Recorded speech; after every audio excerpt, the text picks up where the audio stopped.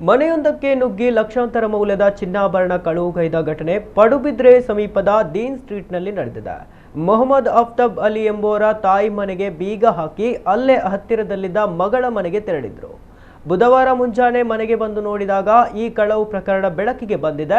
ಮನೆಯ ಬಾಗಿಲಿನ ಬೀಗವನ್ನ ಮುರಿದು ಒಳನುಗ್ಗಿದ ಕಳ್ಳರು ಕಪಾಟನ್ನ ತುಂಡರಿಸಿ ಅದರಲ್ಲಿದ್ದ 7 ಪವನ್ ಚಿನ್ನದ ನೆಕ್ಲೆಸ್, 5 ಪವನ್ ತೂಕದ ಚಿನ್ನದ ನೆಕ್ಲೆಸ್, ಸುಮಾರು 3 ಪವನ್ ತೂಕದ ಚಿನ್ನದ ಸಣ್ಣ ಚೋಕರ್ ನೆಕ್ಲೆಸ್, ಸುಮಾರು 2.5 ಪವನ್ ತೂಕದ ಚಿನ್ನದ ಸಣ್ಣ ಚೋಕರ್ ನೆಕ್ಲೆಸ್, 15 ಪವನ್ ತೂಕದ ಬಂಗಾರದ ಬಳೆಗಳು, 3 ಪವನ್ ತೂಕದ ಬಂಗಾರದ ಬ್ರೇಸ್ಲೆಟ್ ಸೇರಿದಂತೆ ಒಟ್ಟು 70 ಪವನ್ ತೂಕದ 48 ಲಕ್ಷ ರು ಮೌಲ್ಯದ ಚಿನ್ನಾಭರಣ ಹಾಗೂ 50,000 ರು ಮೌಲ್ಯದ ರ್ಯಾಡೋ ವಾಚ್ ಅನ್ನ ಕಳವುಗೈದಿದ್ದಾರೆ.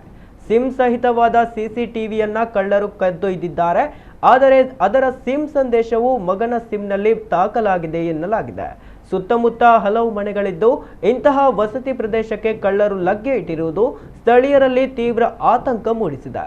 ಸ್ಥಳಕ್ಕೆ ಉಡುಪಿ ಜಿಲ್ಲಾ ಎಸ್ಪಿ ಹರಿರಾಮ್ ಶಂಕರ್, ಡಿವೈಎಸ್ಪಿ ಪ್ರಭು ಡಿಟಿ, ಕಾಪು ವೃತ್ತ ನಿರೀಕ್ಷಕ ಅಜ್ಜತ್ ಅಲಿ, ಪಡುಬಿದ್ರೆ ಠಾಣಾಧಿಕಾರಿ ಶಕ್ತಿವೇಲು ಸಹಿತ ಅಧಿಕಾರಿಗಳು ಭೇಟಿ ನೀಡಿದ್ದಾರೆ. ಬೆರಳಚ್ಚು ತಜ್ಞರು ಶ್ವಾನದಳ ವೈಜ್ಞಾನಿಕವಾಗಿ ತನಿಖೆ ನಡೆಸಿದ್ದಾರೆ. ಈ ಬಗ್ಗೆ ಪಡುಬಿದ್ರೆ ಪೊಲೀಸ್ ಠಾಣೆಯಲ್ಲಿ ಪ್ರಕರಣ ದಾಖಲಾಗಿದೆ.